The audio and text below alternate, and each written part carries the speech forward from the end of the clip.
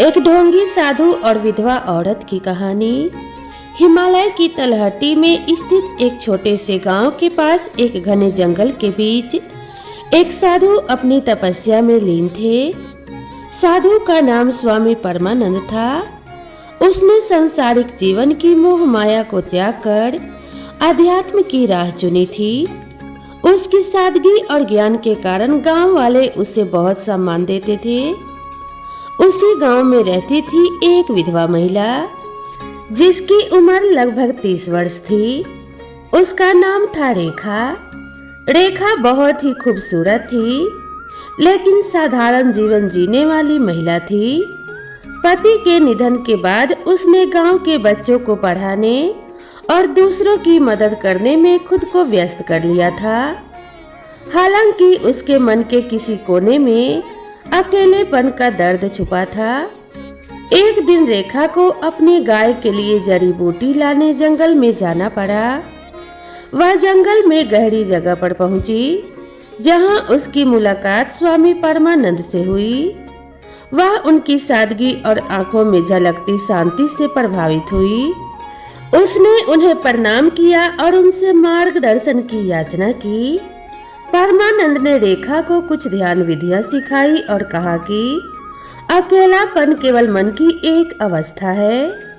जब मन शांत होता है तो सारा ब्रह्मांड आपका साथी बन जाता है। समय बीतता गया। रेखा अक्सर स्वामी जी से मार्गदर्शन लेने आने लगी। दोनों के बीच एक अद्भुत समझ बन गई। धीरे धीरे रेखा का झुकाव स्वामी जी की ओर बढ़ने लगा। वह उनकी गहराई और करुणा में अपनी खुशी खोजने लगी। स्वामी परमानंद जो सांसारिक संबंधों से दूर रहने का प्रण ले चुके थे, उन्होंने भी रेखा के स्नेह को महसूस किया। उनकी आंखों में एक अनकहा भाव उभरता था, लेकिन उनके भीतर एक बड़ा द्वंद्व चल रहा था। रेखा की स्वामी परमानंद के प्रति श्रद्धा अब धीरे धीरे एक गहरे भाव में बदल रही थी। वह उनकी हर बात को ध्यान से सुनती और उनका अनुसरण करती। स्वामी परमानंद को भी रेखा की सरलता और समर्पण ने कहीं न कहीं प्रभावित किया था, लेकिन वह इस भाव को अपने भीतर दबाए हुई थी। एक दिन जब रेखा जंगल में स्वामी जी से मिलने पहुंची, तो उसने हिम्मत करके पूछा, स्वामी जी, त्याग का अर्थ हमेशा अकेले रहना है क्या? क्या प्रेम भी त्याग का एक रूप नहीं हो सकता? स्वामी परमानंद कुछ देर चुप रहे। उनके भीतर यह सवाल गूंजने लगा। उन्होंने कहा, प्रेम और त्याग एक ही सिक्के के दो पहलू हैं। सच्चा प्रेम वही है जिसमें त्याग हो, लेकिन मेरे लिए इस जीवन का उद्देश्य भिन्न है। मैंने संसार की इच्छाओं को पीछे छोड़कर आत्मा की शांति का मार्ग चुना है। रेखा ने हल्के से मुस्कुराते हुए कहा, शांति का मार्ग कभी कभी किसी के साथ चलने से भी मिल सकता है। अकेलेपन और तप में अंतर होता है स्वामी जी। यह शब्द परमानंद के भीतर गहरे उतर गए। वह इस द्वंद्व में उलझ गए कि क्या उनका मार्ग सही था या रेखा की बातें एक नई दिशा का संकेत दे रही थी। कुछ दिनों के बाद गांव में अचानक एक संकट आ गया। एक बड़ी बाढ़ ने कई घरों को बहा दिया और लोग अपने जीवन को बचाने के लिए संघर्ष कर रहे थे। रेखा ने दिन रात लोगों की मदद की। उसने अपनी हर चीज दान कर दी और दूसरों के दुख को कम करने में जुट गई। स्वामी परमानंद यह सब देख रहे थे। उन्होंने पहली बार महसूस किया कि रेखा का प्रेम न केवल उनके लिए था, बल्कि पूरे संसार के लिए था। वह खुद से पूछने लगे, क्या प्रेम वास्तव में त्याग से अधिक महान है? क्या मैंने प्रेम को समझने में चूक की है? बाढ़ का प्रकोप बढ़ता जा रहा था। गांव में भोजन, पानी और दवाओं की भारी कमी हो गई थी। रेखा ने अपनी पूरी शक्ति और समर्पण के साथ लोगों की सहायता की। वह खुद भूखी रहकर भी जरूरतमंद लोगों के लिए खाना जुटाती, बीमारों की देखभाल करती और बच्चों को सुरक्षित स्थान पर ले जाती। स्वामी परमानंद ने रेखा के इस निस्वार्थ समर्पण को देखा तो वह समझ गए कि रेखा का प्रेम केवल व्यक्तिगत नहीं था, बल्कि यह पूरे संसार के लिए करुणा का प्रतीक था। एक रात जब रेखा थकी हारी और घायल अवस्था में एक पेड़ के नीचे बैठी थी, स्वामी परमानंद ने उसके पास जाकर कहा, रेखा, तुमने जो त्याग किया है वह सच्चे प्रेम का सबसे सुंदर रूप है। तुमने मुझे प्रेम का ऐसा स्वरूप दिखाया जिसे मैंने कभी समझा नहीं था।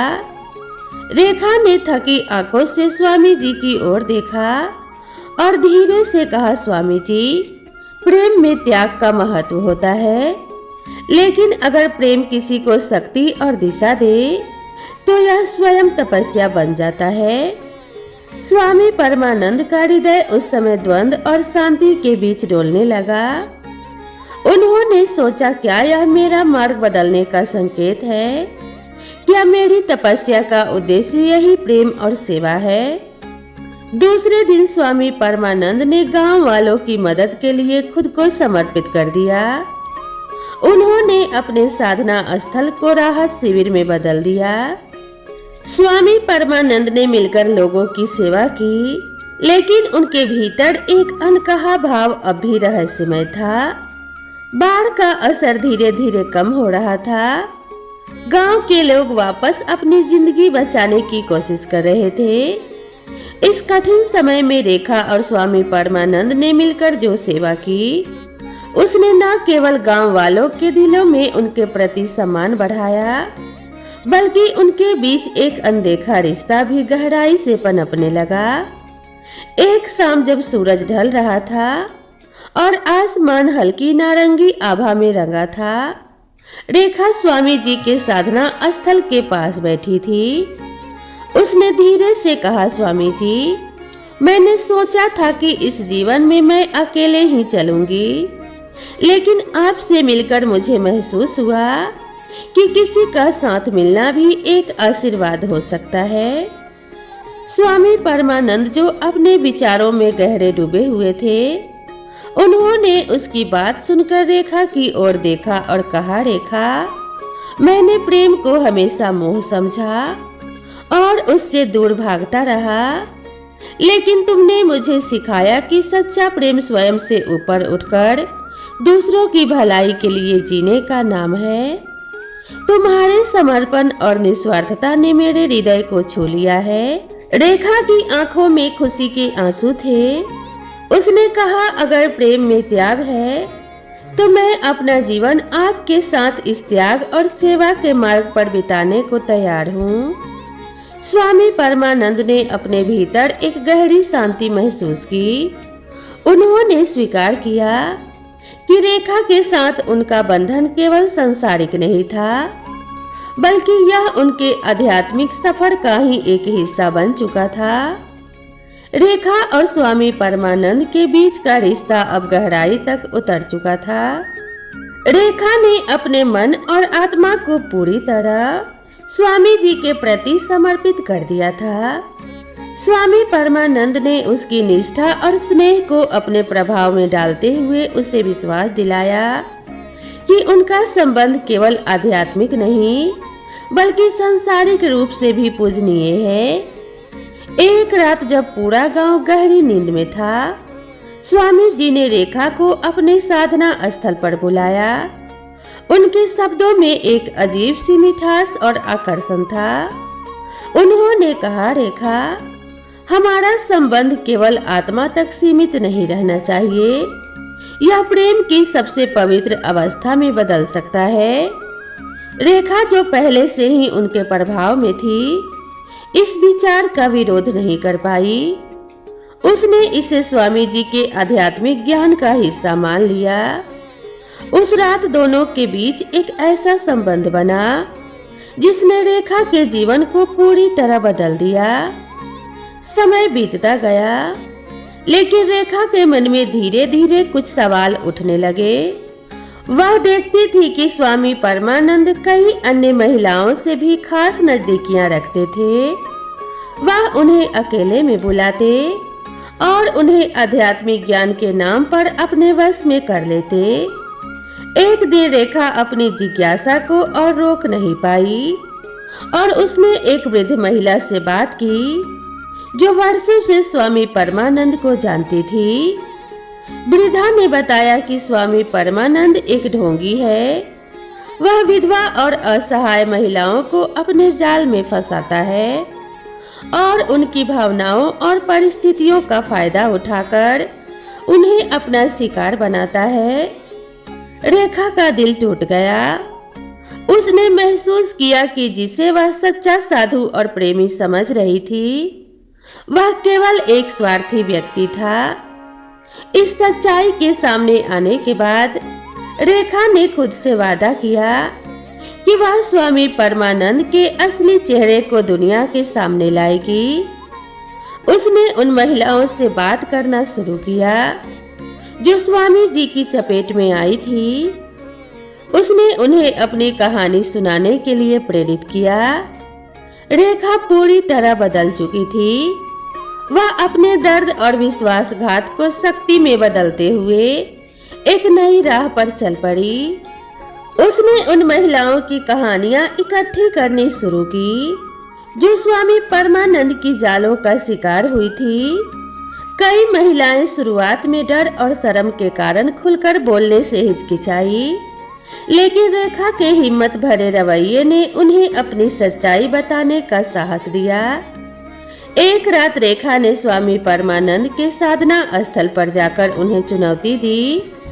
उसने कहा, स्वामी जी, आपने मेरे विश्वास का गलत इस्तेमाल किया। आपने न केवल मुझे बल्कि कई मासूम महिलाओं को अपने जाल में फंसाया। अब ये सब खत्म होगा। स्वामी परमानंद थोड़ी देर तक चुप रहे, फिर अपने पुराने अंदाज में मुस्कुराकर बोले, रेखा, तुम भी उन्हीं महिलाओं में से एक हो जिन्होंने अपनी इच्छाओं को मेरी ओर थोप दिया। मैं केवल एक साधु हूँ जो सबकी मदद करने की कोशिश करता हूँ। लेकिन इस बार रेखा उनके जाल में नहीं फंसी। उसने दृढ़ता से कहा कि यह आपकी आखिरी चाल है स्वामी जी। मैं अब आपकी सच्चाई को हर किसी के सामने उजागर करूंगी। रेखा ने गांव के मुखिया और कुछ भरोसेमंद लोगों के सामने सारी सच्चाई रखी। उसने उन महिलाओं को भी लाने की कोशिश की जो स्वामी जी की चालबाजी का शिकार हुई थी। धीरे धीरे पूरा गांव उनकी सच्चाई जानने लगा, लेकिन स्वामी परमानंद इतनी आसानी से हार मानने वाले नहीं थे। उन्होंने अपने प्रभाव और चालाकी का इस्तेमाल करते हुए यह साबित करने की कोशिश की कि रेखा झूठ बोल रही है। गांव के कुछ लोग अब भी उनकी तरफ थे, जबकि कुछ रेखा का समर्थन कर रहे थे। अब यह लड़ाई केवल रेखा और स्वामी परमानंद के बीच की नहीं थी, यह न्याय और अधर्म के बीच का संघर्ष बन चुकी थी। रेखा ने निर्णय लिया कि वह इस लड़ाई को अंत तक लड़ेगी, चाहे कुछ भी हो। स्वामी परमानंद, जो पहले केवल रेखा और कुछ अन्य महिलाओं को अपने प्रभाव में लाकर अपने स्वार्थ की पूर्ति करता था, अब अपनी योजना को और भी चालाकी से बढ़ा रहा था। उसने धीरे धीरे गांव की सभी महिलाओं को अपने जाल में फंसाना शुरू किया। हर महिला की स्थिति और भावना को समझकर स्वामी जी ने उन्हें अपनी आध्यात्मिक शिक्षा और आध्यात्मिक समृद्धि का झांसा देना शुरू किया। कुछ महिलाएं जो अकेली थी या जिन्होंने दुख झेले थे, स्वामी परमानंद की बातों में आकर उसके करीब आई। वह उन्हें अपने ज्ञान से जोड़ने के लिए एक तरह से आध्यात्मिक वचन देता और फिर धीरे धीरे उनके आत्मविश्वास को तोड़ता। स्वामी परमानंद का तरीका बहुत निपुण था। वह कभी भी अपने इरादों को स्पष्ट रूप से नहीं दिखाता था। वह गांव की महिलाओं को यह विश्वास दिलाता था कि वह उन्हें आध्यात्मिकता के उच्चतम स्तर पर ले जा सकता है, जहां उनकी आत्मा को मुक्ति मिल सकती है। इसके बदले में वह उन्हें अपनी इच्छाओं का पालन करने के लिए मजबूर करता, यह दिखाते हुए कि यह सब एक उच्च उद्देश्य का हिस्सा था। गांव की कई महिलाएं जिन्होंने पहले कभी ऐसी किसी स्थिति का सामना नहीं किया था, धीरे धीरे स्वामी जी के प्रभाव में आने लगी। उनके विश्वास को और अधिक गहरा करने के लिए स्वामी परमानंद ने उन्हें यह विश्वास दिलाया कि वह केवल उन्हें मदद करने के लिए ऐसा कर रहे हैं और उनका मनुष्य रूप में कोई दोष नहीं था। सभी कार्य उच्च आध्यात्मिक उद्देश्य के लिए थे। इस दौरान रेखा की स्थिति और भी कठिन होती जा रही थी। वह अकेले ही स्वामी परमानंद के खिलाफ संघर्ष कर रही थी, लेकिन अब गांव की अधिकांश महिलाएं उसकी मदद करने के बजाय स्वामी जी के पक्ष में खड़ी थी। वह देख रही थी कि स्वामी परमानंद का जाल अब और भी गहरा हो चुका था और उसकी लड़ाई अब और भी कठिन हो गई थी।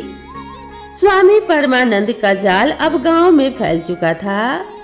वह न केवल महिलाओं के विश्वास और भावनाओं का फायदा उठा रहा था, बल्कि उनके आत्म संस्कार और आत्मविश्वास को भी पूरी तरह से तोड़ रहा था। अब अधिकांश महिलाएं उनकी शरण में आ चुकी थी और वह उन्हें अपनी इच्छाओं का पालन करने के लिए और अपने पैतरों में फंसाने के लिए लगातार नए तरीके अपनाता था। रेखा, जो पहले स्वामी परमानंद के खिलाफ खड़ी थी, अब अकेली महसूस कर रही थी। उसने देखा कि गांव की अधिकांश महिलाएं स्वामी जी की बातों में आ चुकी थी। वह जानती थी कि उसे जल्दी ही कुछ करना होगा, क्योंकि अगर स्वामी जी का जाल पूरी तरह फैल गया तो फिर उससे और किसी को बचाना मुश्किल हो जाएगा। एक दिन रेखा ने एक योजना बनाई। उसने कुछ महिलाओं को इकट्ठा किया जो स्वामी परमानंद के वास्तविक उद्देश्य को समझने लगी थी और उन्हें यह समझाया कि स्वामी जी का उद्देश्य उन्हें सिर्फ अपने स्वार्थ के लिए फंसा लेना है। रेखा ने उन्हें सचेत किया कि अगर वे मिलकर सामने आए तो स्वामी जी को उसके जाल से बाहर ला सकती हैं। लेकिन स्वामी परमानंद का प्रभाव अब इतना गहरा हो चुका था कि कुछ महिलाएं तो रेखा के खिलाफ हो गई और उसे झूठा साबित करने की कोशिश करने लगी। स्वामी जी ने रेखा को पागल और भ्रमित करार दिया और वह अपने प्रभाव का पूरा इस्तेमाल करके उन महिलाओं को भी अपने पक्ष में करने में सफल हो गया। स्वामी परमानंद की चालाकियां अब और भी गहरी हो गई। वह धीरे धीरे हर एक महिला को अपने जाल में फंसाता और उनका विश्वास जीतता। हर महिला को अलग अलग तरीके से अपनी आकर्षक बातों और आध्यात्मिक ज्ञान के नाम पर अपने पास लाता। वह हर महिला को यह एहसास दिलाता कि वह केवल उसका ध्यान रखने के लिए ऐसा कर रहा है और यह सब एक उच्च उद्देश्य के लिए है। महिलाएं, जिनमें से अधिकतर दुखों और अकेलेपन का सामना कर रही थी, धीरे धीरे स्वामी जी के जाल में बुरी तरह से फंसने लगी। वह उन्हें विश्वास दिलाता कि यह शारीरिक संबंध केवल एक आध्यात्मिक प्रक्रिया का हिस्सा है और उनकी आत्मा की उन्नति के लिए यह आवश्यक है। हालांकि स्वामी परमानंद का तरीका बहुत ही गुप्त था। उन महिलाओं की एक दूसरे से कभी इस बारे में बात करने की हिम्मत नहीं हुई। उनके मन में एक डर और शर्म बैठी हुई थी और वे यह समझने की कोशिश करती थी कि क्या स्वामी जी का व्यवहार सही था या नहीं। वे यह सोचने लगी कि कहीं उनका व्यक्तिगत अनुभव किसी और के अनुभव से अलग तो नहीं है। लेकिन कोई भी महिला अपनी कहानी को दूसरे से साझा नहीं करती थी। स्वामी परमानंद ने इस मानसिकता का फायदा उठाया। उसने जानबूझकर महिलाओं को एक दूसरे से दूर रखने की कोशिश की ताकि वे कभी एक दूसरे को सच्चाई न बता सके। वह यह सुनिश्चित करता था कि हर महिला को वह विशेष महसूस कराए और यह विश्वास दिलाए कि वह केवल उसके लिए है। इस स्थिति में रेखा और कुछ महिलाएं जो अब तक स्वामी जी की सच्चाई को समझने लगी थी, धीरे धीरे एक दूसरे से संपर्क करने लगी। रेखा ने उन्हें यह समझाना शुरू किया कि स्वामी परमानंद ने सभी को भ्रमित कर रखा है और उनका असली उद्देश्य केवल अपनी शक्ति बढ़ाना है। लेकिन स्वामी परमानंद, जो अपनी योजनाओं में निपुण था, जल्द ही यह समझ गया कि कुछ महिलाएं उनके खिलाफ साजिश कर रही हैं। उसने उन्हें डराने और धमकाने की कोशिश की ताकि वे रेखा के साथ मिलकर उसकी सच्चाई को उजागर न कर सके।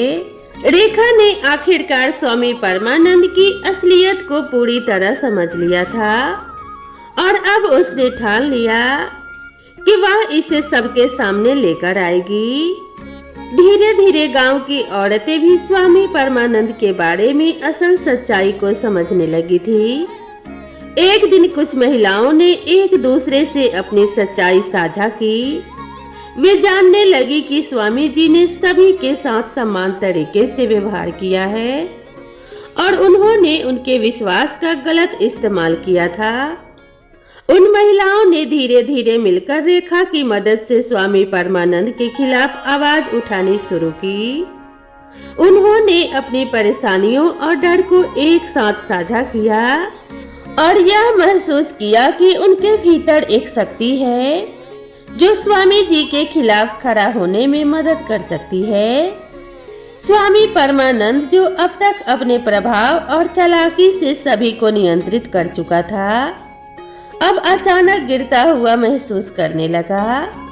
वह देख रहा था कि सभी महिलाएं एक साथ आ रही है और उसकी असलियत का खुलासा करने के लिए तैयार है। वह पूरी तरह से चौंका और घबराया हुआ था। स्वामी परमानंद ने अपनी चालाकियों को और बढ़ाने की कोशिश की, लेकिन अब महिलाएं उसे समझने लगी थी। उन्होंने सब मिलकर गांव के प्रमुख और अन्य प्रभावशाली व्यक्तियों से संपर्क किया और स्वामी जी की सच्चाई का खुलासा किया। गांव में तहलका मच गया। अब स्वामी परमानंद को जवाब देना पड़ा। गांव के जो लोग पहले उसे एक आदर्श और सच्चे साधु के रूप में मानते थे, अब उसके खिलाफ खड़े हो गए थे। रेखा ने इस लड़ाई में उनका मार्गदर्शन किया और सभी महिलाओं ने एकजुट होकर स्वामी जी के दुष्कर्मों की कहानी को गांव के प्रमुख और पंचायतों के सामने रखा। स्वामी परमानंद ने अपनी स्थिति को बचाने के लिए अपनी पुरानी चालाकियों को अपनाने की कोशिश की और वह दावा करने लगा कि वह एक तपस्वी है और उसका उद्देश्य केवल आध्यात्मिक उन्नति है। लेकिन अब उसकी बातें किसी को भी सच्ची नहीं लग रही थी।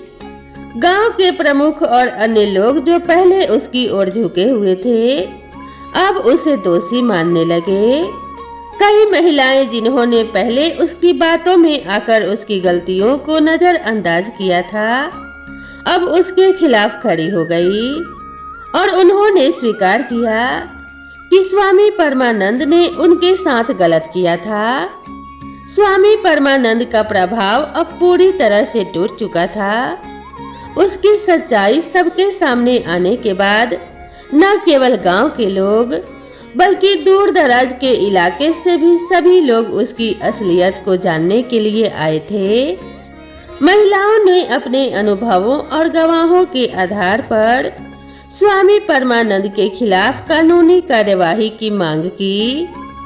रेखा और अन्य महिलाओं ने मिलकर यह सुनिश्चित किया कि कोई भी महिला भविष्य में इस तरह के शोषण का शिकार न हो। गांव में धीरे धीरे बदलाव आ रहा था।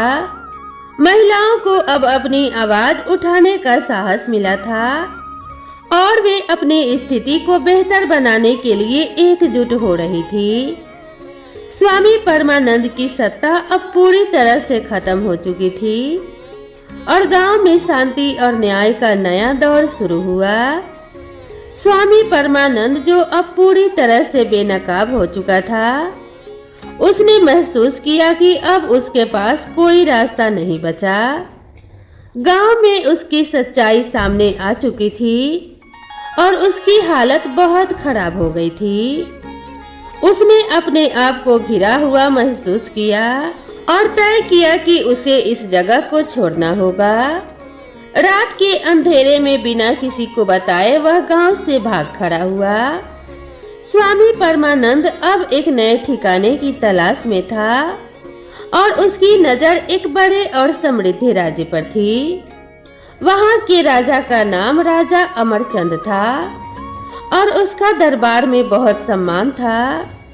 राजा अमरचंद के राज्य में बहुत सारे लोग थे और स्वामी परमानंद ने सोचा कि यहाँ उसे फिर से अपनी पहचान बनाने का मौका मिल सकता है।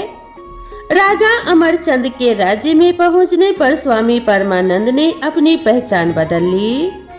उसने खुद को एक और महान तपस्वी के रूप में प्रस्तुत किया और दावा किया कि वह एक पवित्र संत है जो अपनी साधना के लिए आया है। उसकी चालाकी के कारण राजा अमरचंद और उसके दरबार के लोग उसे तुरंत सम्मान देने लगे। स्वामी परमानंद ने राजा से मिलकर उसे अपने प्रभाव में लाने की योजना बनाई। वह राजा को यह बताने लगा कि वह उसकी मदद कर सकता है और राज्य में सुख शांति स्थापित करने के लिए अपनी आध्यात्मिक शक्तियों का इस्तेमाल करेगा। राजा अमरचंद, जो एक अच्छे शासक थे, लेकिन अपने राज्य की समस्याओं को लेकर थोड़े चिंतित थे, वे स्वामी परमानंद की बातों में आ गए।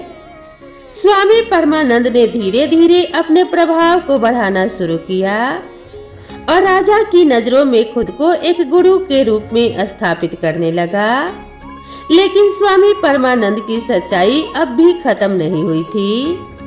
उसके बारे में लोग धीरे धीरे सुनने लगे थे और राजा अमरचंद के राज्य में भी कुछ ऐसे लोग थे जो उसकी वास्तविकता को जानते थे। वे उसे सावधान रहने की चेतावनी देने लगे थे, लेकिन स्वामी परमानंद ने अपनी चालाकियों से उनकी आवाज को दबा दिया। राजा अमरचंद और रानी की आपस में एक अजीब सी दूरी थी। राजा अमरचंद एक ईमानदार और न्यायप्रिय शासक था, लेकिन रानी ने महसूस किया कि वह अपने पति के दिल और ध्यान को पूरी तरह से नहीं पा रही थी।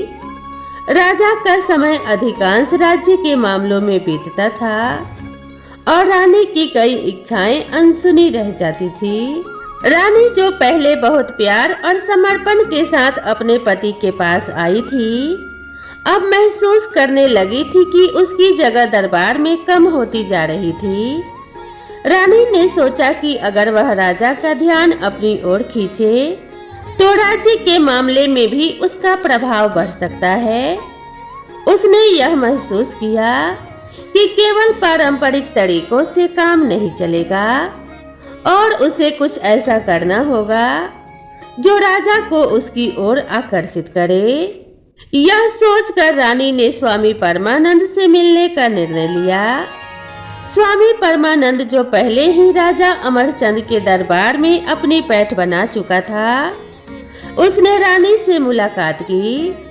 उसने खुद को एक सिद्ध और महान तपस्वी के रूप में प्रस्तुत किया और कहा, रानी, आपका दुख मैं समझता हूँ। इस राज्य में शांति केवल तभी आएगी जब आप अपनी शक्ति का सही उपयोग करें। आप अपने पति के दिल में पूरी तरह से जगह बना सकती हैं। रानी ने स्वामी से अपने दिल की बात कही। राजा की व्यस्तता और उसकी राजनैतिक जिम्मेदारियों ने मुझे अकेला कर दिया है। मैं चाहती हूँ कि वह मेरी तरफ ध्यान दे और हमारी शादी में सामंजस्य स्थापित हो। स्वामी परमानंद ने रानी को यह सलाह दी कि वह अपनी इच्छाओं और भावनाओं को और एक नए तरीके से प्रस्तुत करे, लेकिन उसने साथ ही यह भी कहा कि उसकी मदद से यह संभव हो सकता है। स्वामी परमानंद ने रानी को यह विश्वास दिलाया कि वह उसे राजा के दिल में अपनी जगह बनाने में मदद करेगा और इसके लिए वह अपनी आध्यात्मिक शक्ति का इस्तेमाल करेगा। रानी ने स्वामी की बातों को सुना और उसने तय किया कि वह स्वामी से मदद लेगी ताकि वह अपने पति के दिल में अपनी जगह बना सके। लेकिन रानी को यह नहीं पता था कि स्वामी परमानंद अपनी चालों से केवल उसे ही नहीं बल्कि राजा को भी अपनी ओर आकर्षित करने की योजना बना रहा था।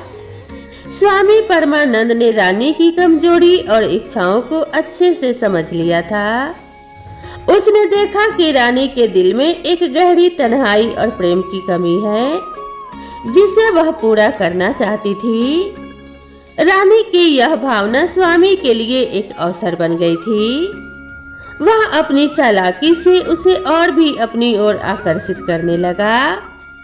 एक दिन स्वामी परमानंद ने रानी से कहा, रानी, आप जो प्रेम और ध्यान चाहती हो वह आपको राजा से नहीं मिल पा रहा है।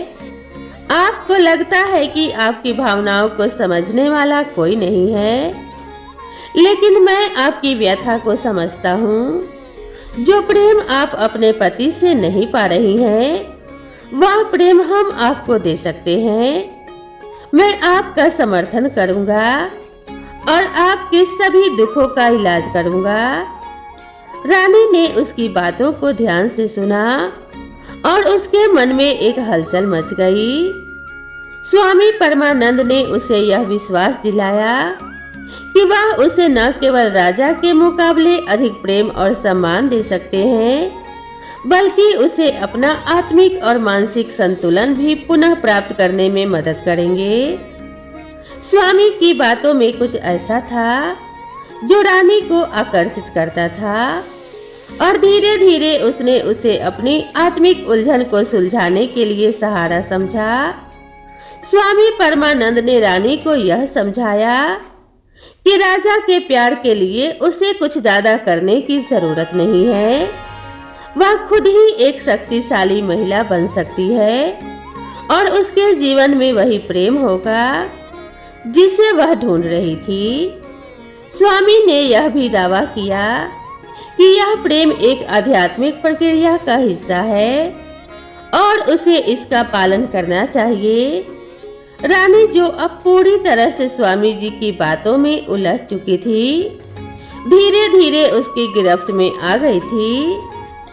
स्वामी ने उसे यह एहसास दिलाया कि राजा के पास समय नहीं है, लेकिन वह हमेशा उसकी मदद करने के लिए मौजूद रहेगा।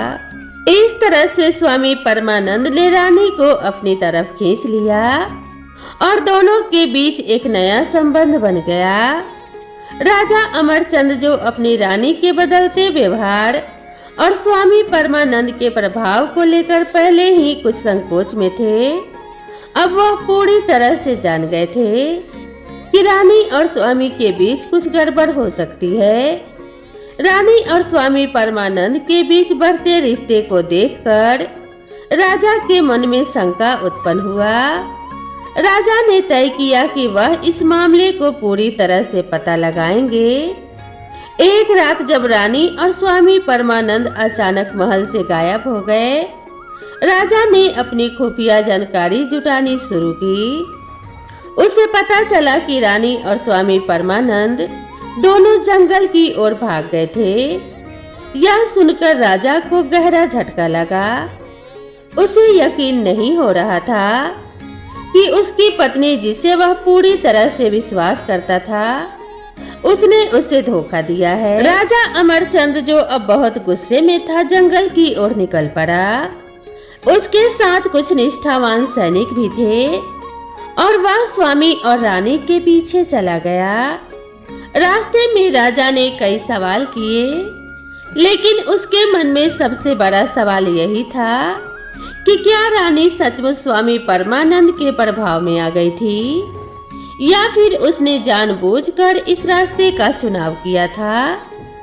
जंगल में पहुंचने के बाद राजा अमरचंद ने अपनी पत्नी और स्वामी परमानंद को देखा। वे दोनों एक जगह बैठे थे और रानी के चेहरे पर एक अजीब सा आत्मविश्वास था जो पहले कभी नहीं था। स्वामी परमानंद जो अब राजा को देख चुका था, उसने खुद को पूरी तरह से नियंत्रित किया और कहा, राजन, आप हमसे बहुत दूर हैं। यह आध्यात्मिक मार्ग आपके लिए नहीं है। आपकी पत्नी ने समझ लिया है कि उसका असली मार्ग क्या है। राजा ने गुस्से में आकर कहा, तुम्हारी सारी बातें अब साफ हो गई हैं। स्वामी, तुम्हारा असली चेहरा सामने आ चुका है। तुम केवल अपनी शक्ति बढ़ाने के लिए लोगों का शोषण करते हो। और मेरी पत्नी रानी, क्या तुमने सच में सोचा था कि मैं यह नहीं देख पाऊंगा? रानी, जो अब भी स्वामी परमानंद के प्रभाव में थी, राजा की बातें सुनकर चुप रही। स्वामी परमानंद ने रानी के पास जाकर उसे यह समझाने की कोशिश की कि राजा की सोच बहुत संकीर्ण है और वह उसे कभी भी समझ नहीं पाया। लेकिन राजा अमरचंद अब पूरी तरह से समझ चुका था कि यह एक धोखा था।